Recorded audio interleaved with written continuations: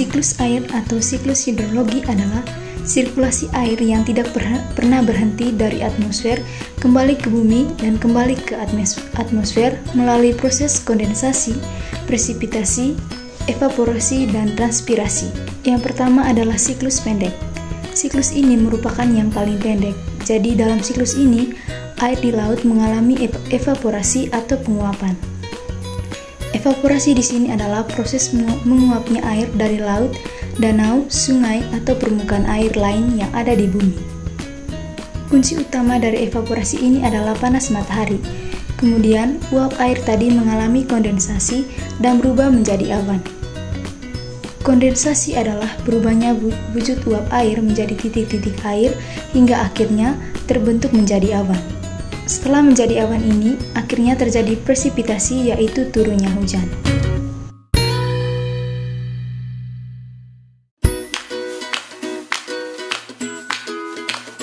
Yang kedua adalah siklus air sedang.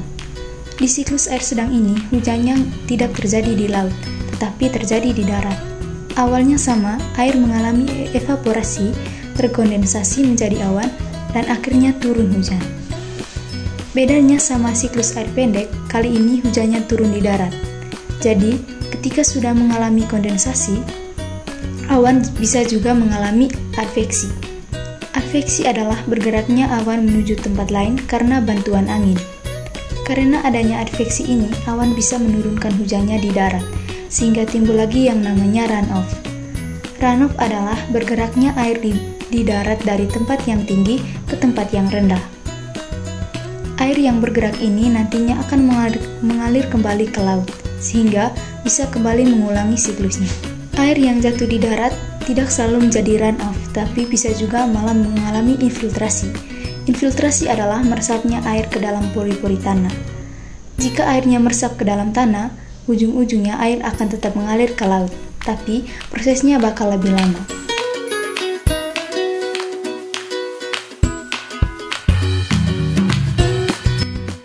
Yang ketiga adalah siklus panjang. Siklus ini merupakan siklus air yang paling panjang prosesnya. Air mengalami evaporasi dan kondensasi, tapi hujannya bukan hujan biasa melainkan hujan es. Hal ini dikarenakan awan yang ada di atmosfer bergerak ke tempat yang relatif lebih dingin atau kondisi suhu di udara di atmosfer saat itu sedang rendah.